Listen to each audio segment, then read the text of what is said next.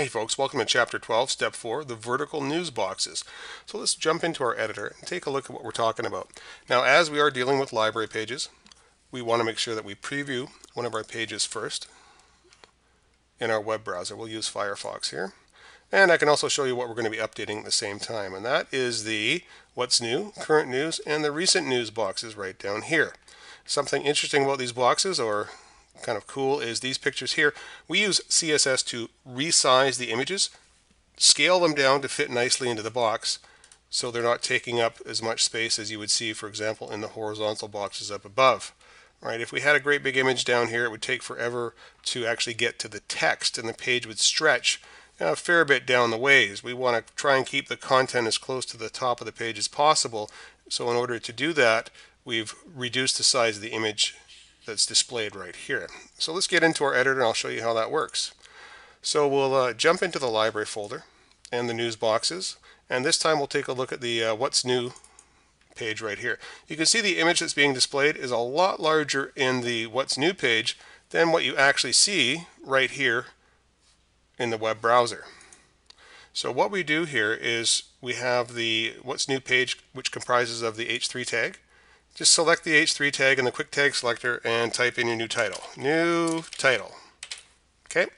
Now for the picture, what we're going to do is just double click, browse for a new picture.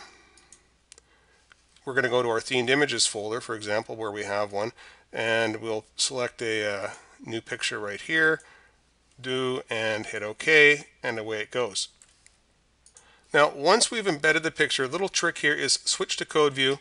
I'm just going to get rid of my panel here, and I want you to get rid of the height and the width attribute.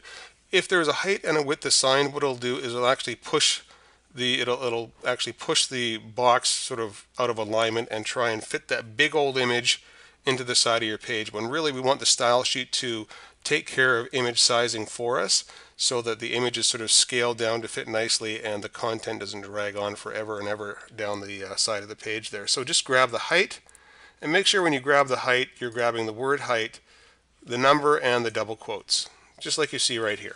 Get rid of that. And the same with the width. We're just going to remove that now and get rid of that.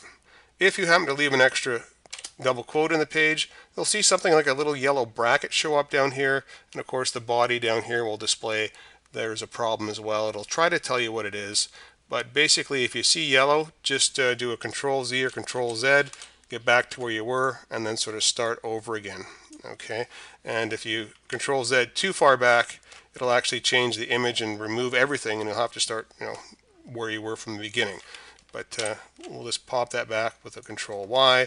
And the simple thing is I just put my cursor right here at the beginning of the H, and I hold my shift key and I put the cursor at the end of the double quote there to select both the height and the width, including the double quotes, and I press delete on the keyboard, switch back to design view, and then I go on and I continue on with editing a paragraph down here by selecting it.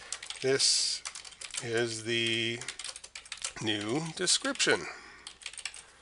And I save my page, I update it, and watch, we've changed the picture, right? So we'll save this and we'll go back to our browser and we'll refresh it and watch the change take place right here. And there it is right there.